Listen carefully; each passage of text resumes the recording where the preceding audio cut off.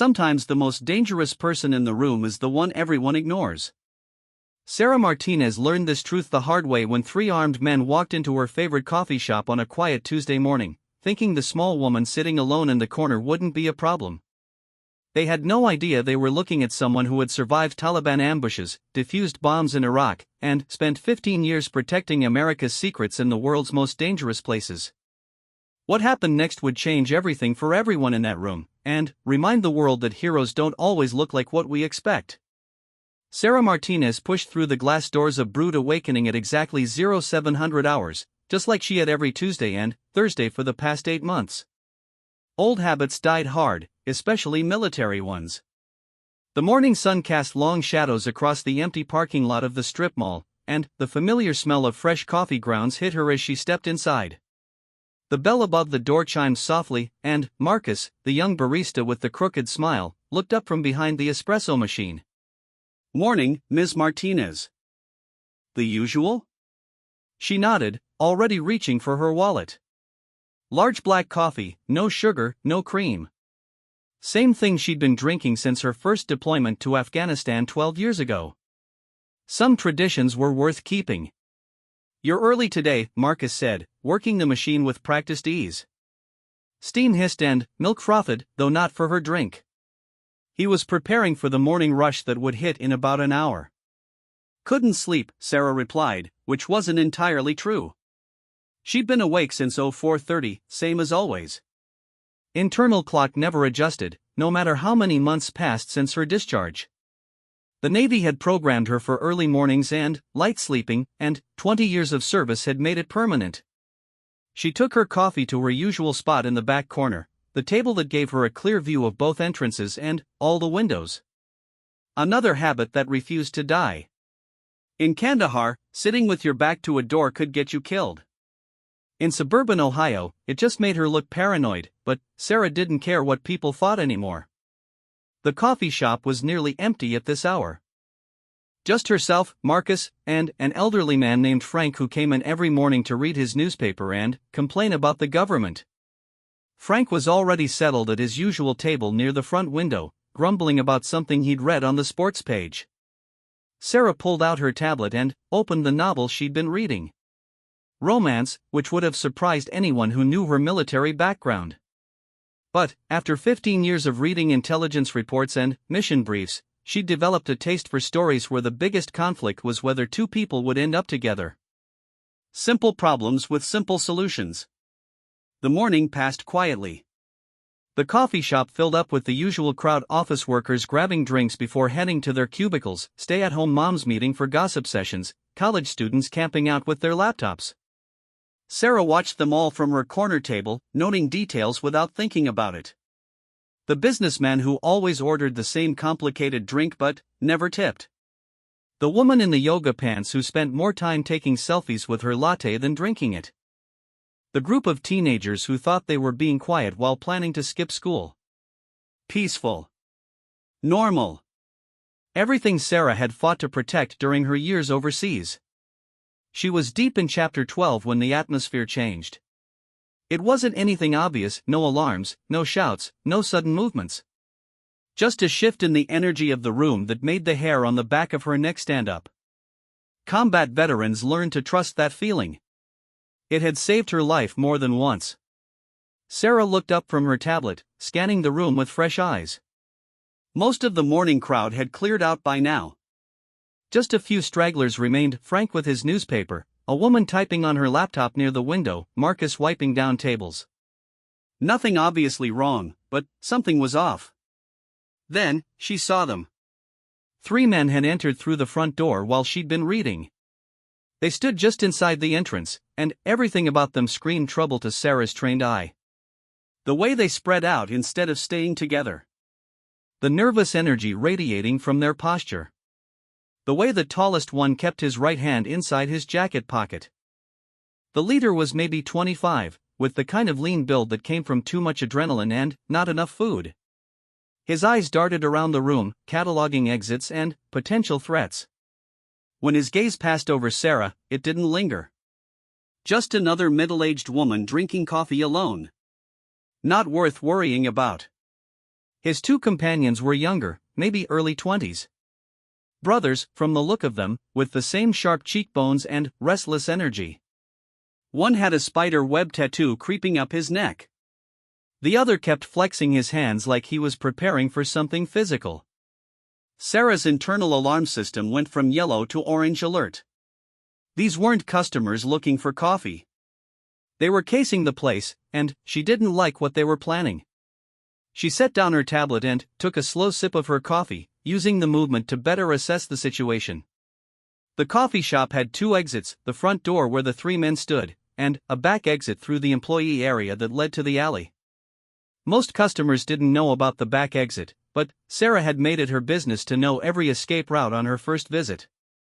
The woman with the laptop was oblivious, lost in whatever she was typing. Frank continued reading his paper, occasionally shaking his head at whatever political nonsense had caught his attention. Marcus had moved behind the counter, organizing supplies for the lunch rush. None of them had noticed the change in atmosphere. Sarah reached for her phone, considering whether to call 911. But, call and report what? Three men standing in a coffee shop wasn't a crime, even if every instinct she'd developed over 2 decades of military service was screaming that something bad was about to happen. The decision was made for her when the tallest man pulled his hand from his jacket pocket. The gun was small, probably a .380 or maybe a 9mm, but it might as well have been a cannon for the effect it had on the room. The woman at the laptop screamed. Frank's newspaper crumpled as he instinctively ducked. Marcus dropped the cloth he'd been using to clean tables. "Nobody move," the gunman said, his voice carrying the forced authority of someone trying to convince himself he was in control. "This is a robbery. Do what we say, and nobody gets hurt." Sarah's training kicked in automatically. Years of combat experience compressed into a few seconds of rapid analysis. 3 hostiles. 1 confirmed weapon. Unknown if the others were armed. Approximately 12 feet between her position and the nearest threat. 4 civilians in immediate danger. Multiple escape routes, but leaving wasn't an option with innocents in the line of fire. She remained perfectly still in her corner seat, hands visible on the table, tablet open in front of her. To anyone looking, she appeared frozen with fear like the other customers. In reality, she was calculating angles, distances, and probabilities. The spider web tattoo had moved to block the front exit while his companion headed toward the counter where Marcus stood with his hands raised. The leader kept his gun trained on the room while he spoke.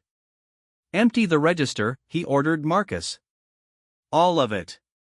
Cash and credit card receipts. And don't even think about hitting any panic buttons."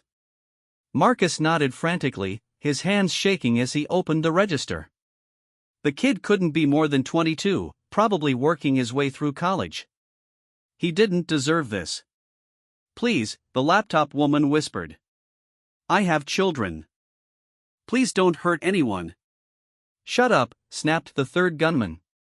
"Nobody asked you to talk." Sarah watched the dynamics carefully.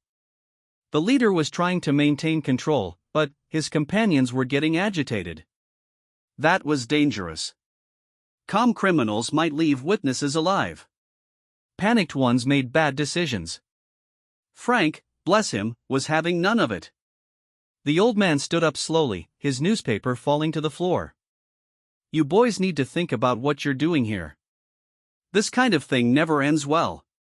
"Sit down, old man," the leader said, swinging his gun toward Frank. "I fought in Vietnam," Frank continued, his voice steady despite the weapon pointed at him. "Saw a lot of young men make stupid choices they couldn't take back. You still have time to walk away." Sarah silently urged Frank to sit down and stay quiet. Brave, but this wasn't the time for war stories. The leader was getting more agitated, and his finger was too close to the trigger for her comfort.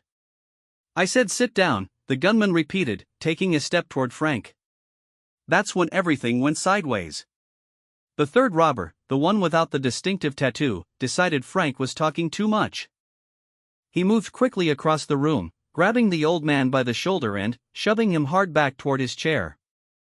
Frank stumbled and fell, his head striking the corner of the table as he went down. The sound of skull meeting wood was sickeningly loud in the confined space. The old man didn't get back up. The laptop woman screamed again, this time in genuine terror rather than shock. Marcus made a strangled sound from behind the counter. The mood in the room shifted from tense to deadly in an instant. "You idiots," the leader hissed at his companion. "We said no violence unless necessary."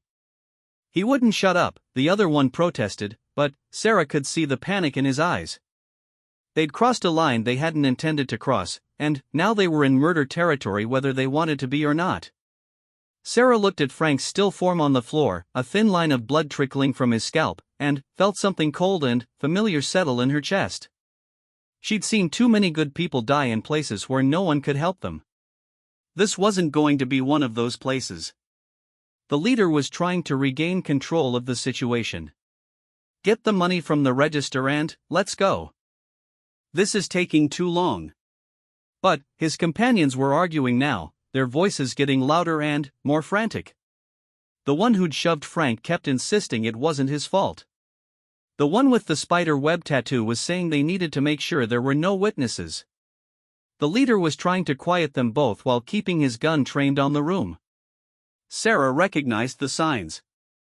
The robbery was falling apart, and when criminals panicked, innocent people died. She thought about the woman with children, about Marcus trying to work his way through school, about Frank lying unconscious on the floor.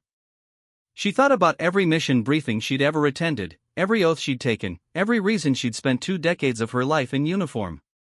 Then, Sarah Martinez stopped being a customer having coffee and became what she'd always been, a weapon in defense of innocent life. She closed her tablet with a soft click, the sound barely audible over the arguing voices. None of the 3 gunmen noticed. They were too busy losing control of their simple robbery. Sarah took one last sip of her black coffee, set the cup down gently on the table, and prepared to remind 3 criminals why you should never underestimate the quiet person sitting in the corner. The real fight was about to begin. The moment Sarah decided to act, her military training took over completely. 20 years of combat experience compressed into pure instinct. Her breathing slowed, her heart rate steadied, and the familiar calm of a combat situation settled over her like a well-worn jacket. First priority was neutralizing the immediate threat. The leader with the gun was 12 feet away, focused on his arguing companions rather than watching the room. Sarah had trained for situations exactly like this during her years with SEAL Team 3.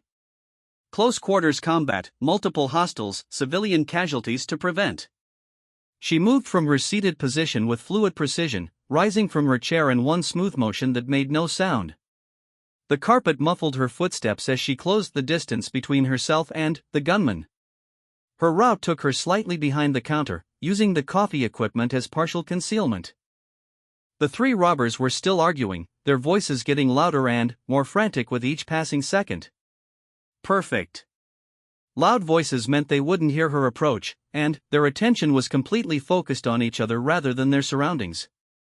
"We need to get out of here," the leader was saying, waving his gun erratically. "This whole thing is blown." "Should have thought of that before your friend decided to play tough guy," Spider Web Tattoo replied, pointing at the one who'd shoved Frank. 8 feet. 6 feet. 4 feet.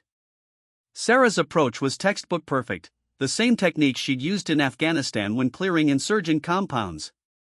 Stay low, move with purpose, strike fast and hard. The only difference was the setting. Instead of dusty village buildings, she was moving through a suburban coffee shop that smelled like cinnamon and espresso. She was 2 feet behind the leader when the woman with the laptop made a mistake. Terror finally overwhelmed her self-control, and she bolted for the front door, her chair scraping loudly against the floor as she stood. "Hey!" shouted Spider Web Tattoo, lunging toward the woman. The leader spun around to see what was happening, and that's when he saw Sarah standing directly behind him, close enough to touch. His eyes widened in shock. This wasn't part of the plan. The quiet woman in the corner was supposed to stay in the corner, terrorized and helpless like a good victim.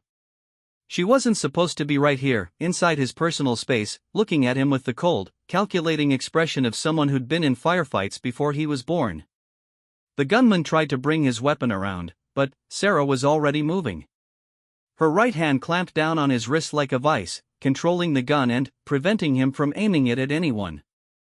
Her left elbow drove up hard into his solar plexus, forcing the air from his lungs in a sharp wheeze. The disarming technique was second nature after years of practice. Twist the wrist, apply pressure to the nerve cluster, use his own momentum against him. The gun fell from his suddenly numb fingers, clattering across the tile floor. But Sarah wasn't done. As the leader doubled over, gasping for breath, she brought her knee up hard into his face. Cartilage crunched, blood spurted, and he collapsed backward into one of the small tables. Coffee cups and sugar packets scattered across the floor. The entire sequence took less than 5 seconds. Spider Web Tattoo was still reaching for the fleeing woman when he registered what had just happened. His boss was down, bleeding from his broken nose, and the quiet lady from the corner had somehow become the most dangerous person in the room. "What the hell," he said, abandoning his pursuit of the laptop woman and turning toward Sarah instead. Sarah was already reaching for the dropped gun, but the third robber, the one who'd hurt Frank, was closer to it. He dove for the weapon, his fingers closing around the grip just as Sarah's foot connected with his ribs. The impact sent him sliding across the polished floor, but he held onto the gun. "Shoot her," Spider Web Tattoo yelled. "Shoot her now." The gunman tried to bring the weapon up from his prone position, but Sarah was moving again. She grabbed a heavy ceramic coffee mug from the nearest table and hurled it with the accuracy of someone who'd thrown grenades in combat. The mug caught him in the temple with a solid thunk, and his head snapped back against the floor hard enough to rattle his teeth.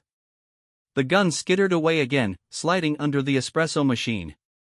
Spider Web Tattoo pulled a knife from his belt, a cheap switchblade that looked impressive but wasn't much of a threat to someone with Sarah's training. He held it out in front of him like it was a magic wand that would somehow restore his gang's control of the situation. "Stay back," he warned, his voice cracking with stress. "I'll cut you, lady. I swear I'll cut you." Sarah evaluated the threat in milliseconds. Untrained knife fighter, probably never been in a real fight in his life.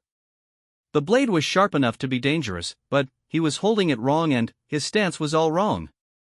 More importantly, he was scared, and scared people made predictable mistakes. She feinted left, and he took the bait immediately, slashing wildly at where he thought she was going to be. But Sarah had already committed to moving right instead, stepping inside his guard and grabbing his wrist with both hands. The knife disarm was even easier than the gun disarm had been. A sharp twist, pressure applied to the correct nerve points, and the switchblade joined the scattered coffee cups on the floor. A quick strike to his throat with the edge of her palm, and Spider Web Tattoo joined his companions on the ground, clutching his neck and gasping for air. The entire fight had taken less than 30 seconds. Sarah stood in the center of the coffee shop, breathing normally, surveying the results of her intervention. 3 would-be robbers were sprawled across the floor in various states of consciousness and injury. The gun was secured under the espresso machine where none of them could reach it. The immediate threat had been neutralized. Marcus emerged from behind the counter where he'd taken shelter during the fight, his eyes wide with shock and disbelief. "Holy shit," he said, then immediately covered his mouth. "Sorry, Ms. Martinez. I meant, what just happened?" Sarah was already moving toward Frank, kneeling beside the old man to check his pulse and assess his injuries. His breathing was steady, and the cut on his scalp looked worse than it actually was. Head wounds always bled heavily, but she'd seen much worse. "Call 911, she told Marcus without looking up. "Tell them we need police and an ambulance." 1 elderly man with a head injury, 3 suspects in custody. "In custody?" Marcus repeated. "But how? I mean, you're a customer who doesn't like bullies," Sarah finished for him. The woman with the laptop had made it outside and was standing in the parking lot, talking rapidly on her cell phone. Probably calling the police as well, which was good. The more witnesses who could confirm what had happened, the better. Frank's eyes fluttered open as Sarah checked his pupils for signs of concussion. "Did someone get the number of that truck?" he asked weakly. No trucks involved, Sarah replied, helping him sit up slowly. Just some young men who made poor choices. How do you feel? Like I got sucker punched by a jackass, Frank said, gingerly touching the cut on his scalp. Which I guess I did. What happened to them? Sarah glanced over at the three robbers. The leader was sitting up against the wall, holding a bloody napkin to his broken nose. Spiderweb Tattoo was still on the floor, though he'd stopped gasping and was now just glaring at her with a mixture of fear and confusion. The third one had managed to crawl over to a corner where he sat holding his ribs and looking like he might throw up. They decided the robbery business wasn't for them, she said. Frank followed her gaze and let out a low whistle. Did you do that? They did it to themselves, Sarah replied. I just helped them realize it. Sirens wailed in the distance, getting closer. The cavalry was coming, though the battle was already over. Sarah stood up and walked over to where the gun had ended up under the espresso machine. She used a napkin to pick it up without disturbing any fingerprints, then set it on the counter where the arriving officers would easily find it. Marcus was still staring at her like she'd just performed magic. Ms. Martinez, how did you know how to do all that? Sarah considered how much to tell him. Her military service wasn't exactly a secret, but it wasn't something she advertised either. Most people had certain assumptions about what Navy SEALs looked like, and a 42-year-old Hispanic woman didn't fit the stereotype. I had some training in self-defense, she said simply. The first police car pulled into the parking lot, followed quickly by two more and an ambulance. Sarah could see the officers getting out, hands resting on their weapons as they approached the coffee shop. Standard procedure when responding to a robbery call. She raised her hands slightly, keeping them visible, and stayed exactly where she was. The last thing she wanted was for some trigger-happy rookie to mistake her for one of the criminals. The lead officer was a middle-aged man with gray at his temples and the careful, alert posture of a veteran cop. He pushed through the front door with his weapon drawn but not aimed, taking in the scene with experienced eyes. 3 suspects down and clearly defeated. One elderly man with minor injuries. A young employee who looked shaken but unharmed. And one woman standing calmly in the middle of it all, hands visible and non-threatening. Ma'am, I need you to step over there by the wall, the officer said politely but firmly. Sarah complied without argument, understanding that he needed to secure the scene before getting explanations. She watched as more officers flooded into the small space, some tending to the injured robbers while others began collecting evidence and taking statements. The paramedics arrived and immediately went to work on Frank, though he kept insisting he was fine and trying to wave them away. They also checked the 3 suspects, though their injuries were minor compared to what Sarah could have inflicted if she'd been trying to seriously hurt them. Detective Rodriguez arrived 20 minutes later, a sharp-eyed woman in her 50s who had the air of someone who'd seen everything the job could offer. She spent several minutes examining the scene, talking to the first responders, and reviewing the preliminary statements before approaching Sarah. Mrs. Martinez, I'm Detective Rodriguez. I understand you were involved in stopping this robbery? I was a customer who got involved when things turned violent, Sarah replied carefully. The suspects are claiming you attacked them without provocation. They say they were just asking for directions. Sarah almost smiled at that. I'm sure they are. Did they mention the gun one of them was pointing at everyone? Or the part where they shoved an elderly man to the ground? Detective Rodriguez consulted her notes. The weapon has been recovered, and we have multiple witness statements confirming the robbery attempt. What I'm curious about is how exactly you managed to subdue 3 armed men by yourself. This was the moment Sarah had been dreading. The questions about her background, her training, her qualifications to have intervened in a dangerous situation. She'd spent 8 months in this neighborhood trying to blend in, trying to be just another customer, just another civilian. But Frank was alive because she'd acted. Marcus was alive. The woman with children had made it home safe. Sometimes staying hidden wasn't an option. I had military training, Sarah said simply. What kind of military training? Sarah met the detective's eyes steadily. The thorough kind. Detective Rodriguez studied her for a long moment, clearly recognizing that there was more to the story. But she was also a professional who understood that some questions had complicated answers. "We'll need you to come to the station to give a full statement," she said finally. "This is going to be a significant case, and the DA will want all the details for the prosecution." Of course, Sarah agreed.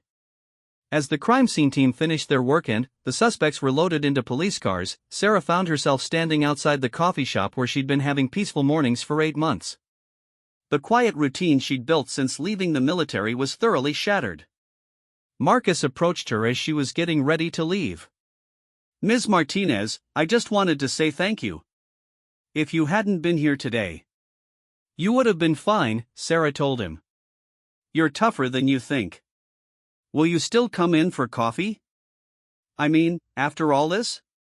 Sarah looked back at the coffee shop, where police tape now covered the windows and investigators were still processing evidence. It had been her refuge, her attempt at normal civilian life. Now it would forever be the place where her two worlds, military and civilian, had collided in spectacular fashion. "We'll see," she said. But even as she said it, Sarah knew she wouldn't be back. Word would spread about what had happened today. People would ask questions, dig into her background, want to know more about the quiet woman who'd single-handedly stopped an armed robbery. Her peaceful anonymity was over.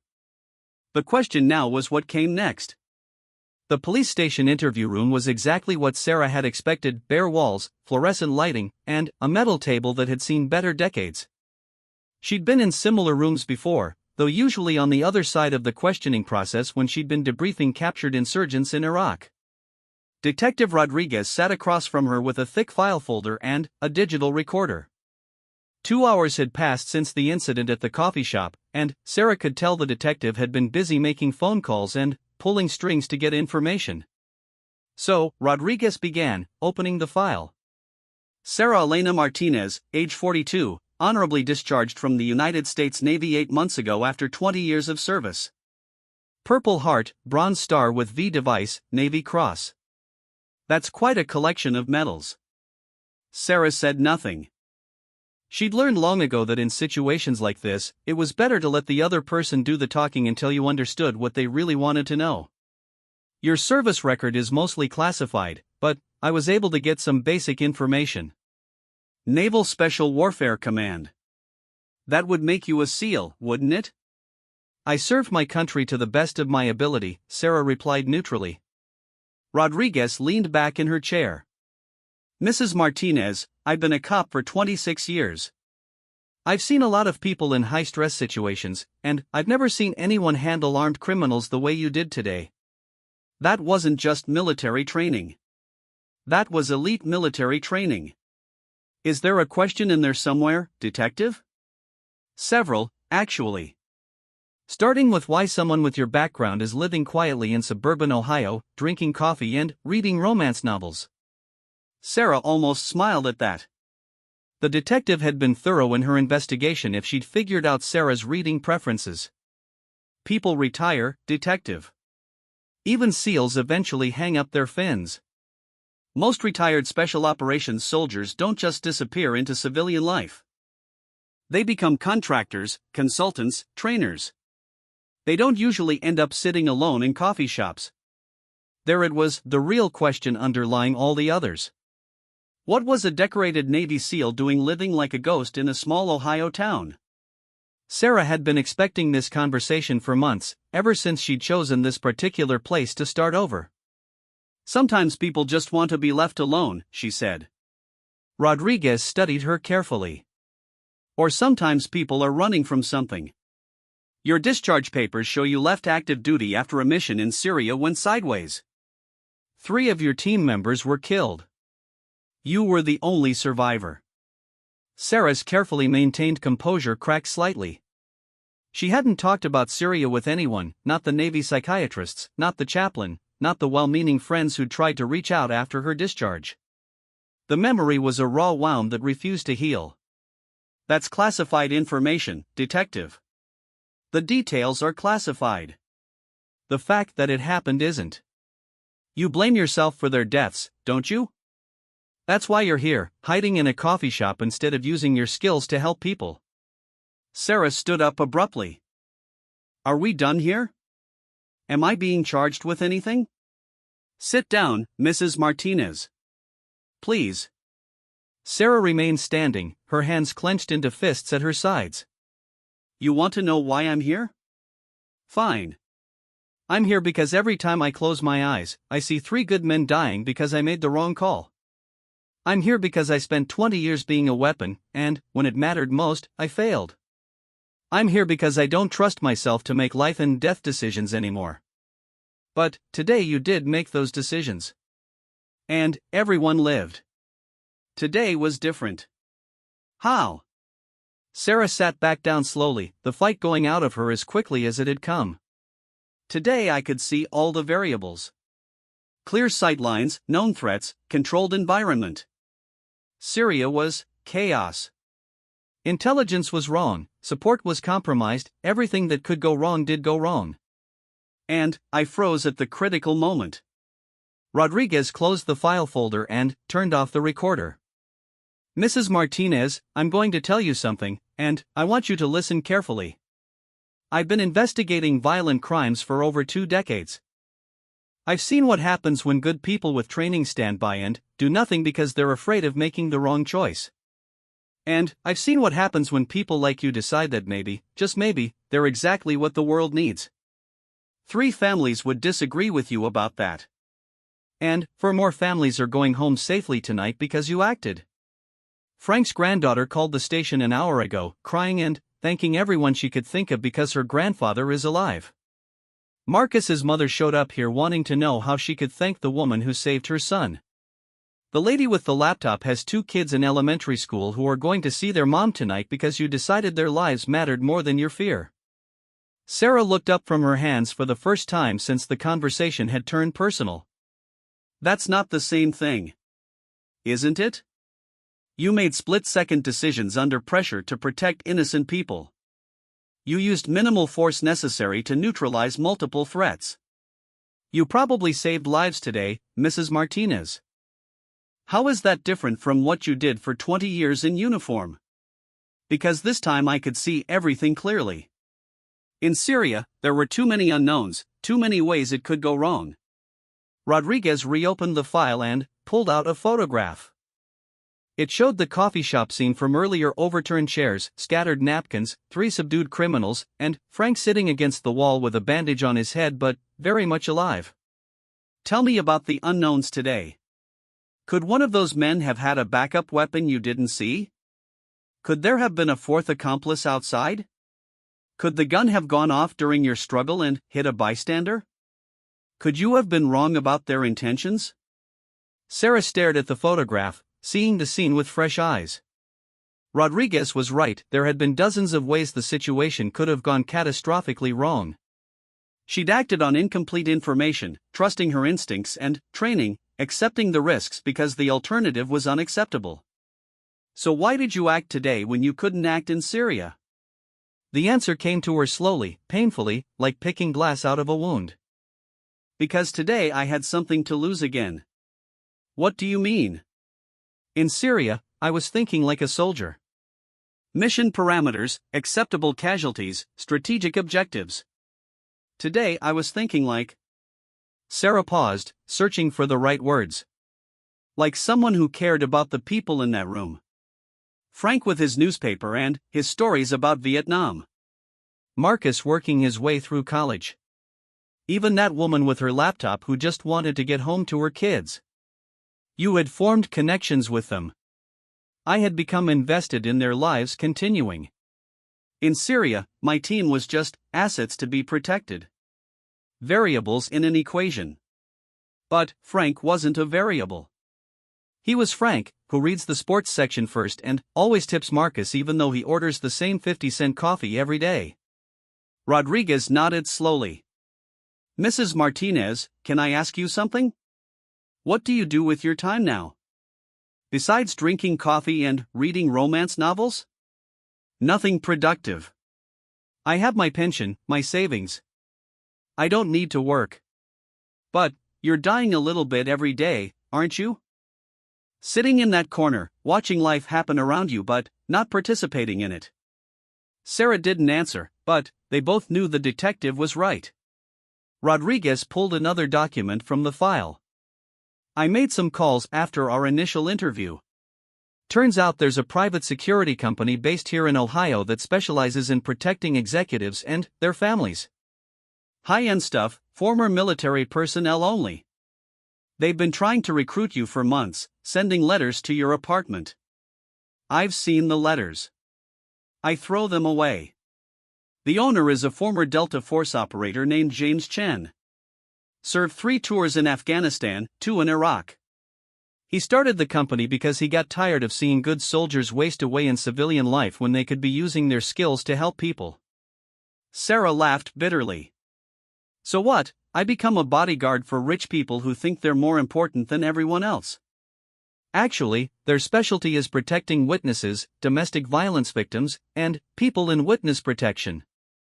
They also do pro bono work for families who've received death threats but can't afford private security. Rodriguez slid a business card across the table. Chen's number. He's expecting your call. I'm not ready for that kind of responsibility. Mrs. Martinez, what happened today proves you never stopped being ready. You just convinced yourself you weren't because one mission went bad. But Syria wasn't your fault. Sometimes good soldiers die despite everyone doing everything right. That's the nature of war. Sarah picked up the business card and stared at it. James Chen, Apex Security Solutions. A phone number and an address in downtown Columbus. What if I freeze again? What if I make the wrong call and someone dies because of it? What if you don't make any call and someone dies because of that? Rodriguez stood up and walked to the door. The robbery suspects are being processed. You'll probably have to testify when this goes to trial, but that won't be for months. In the meantime, you have a choice to make. Which is? You can go back to that corner table in the coffee shop, assuming they reopen after today's excitement. You can keep reading your romance novels and pretending that 20 years of training and experience don't matter anymore. Or you can accept that what happened today was not an accident, it was a reminder of who you really are. After Rodriguez left, Sarah sat alone in the interview room for another 20 minutes, staring at the business card. Through the small window, she could see the parking lot where police cars came and went, officers heading out to handle other emergencies, other situations where quick thinking and decisive action could mean the difference between life and death. Her phone buzzed with a text message. It was from Marcus at the coffee shop. Ms. Martinez, I don't know if you'll see this, but I wanted to thank you again. My mom cried when I told her what you did. We're reopening tomorrow morning. I hope you'll come in for your usual coffee. You'll always have a place here. Sarah smiled despite herself. The kid was tougher than he looked, just like she'd told him. He was already planning to get back to normal, to not let 3 criminals define his life or his workplace. Maybe it was time she learned to do the same thing. She pulled out her phone and dialed the number on the business card. Apex Security Solutions, this is James Chen. Mr. Chen, this is Sarah Martinez. I understand you've been trying to reach me. There was a pause, then a warm chuckle.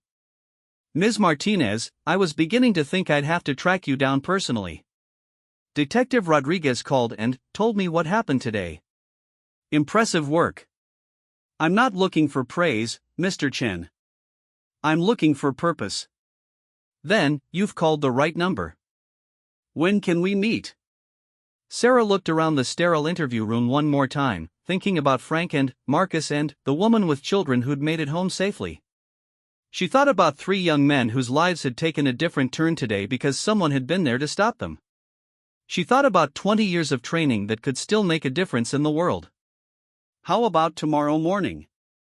I know a good coffee shop.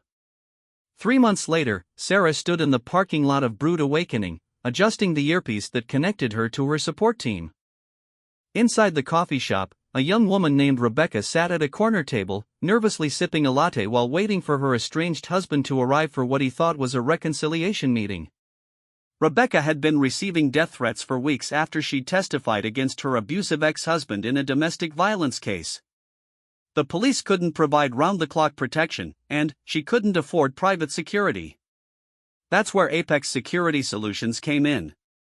Sarah watched through the window as Marcus prepared drinks for the morning crowd.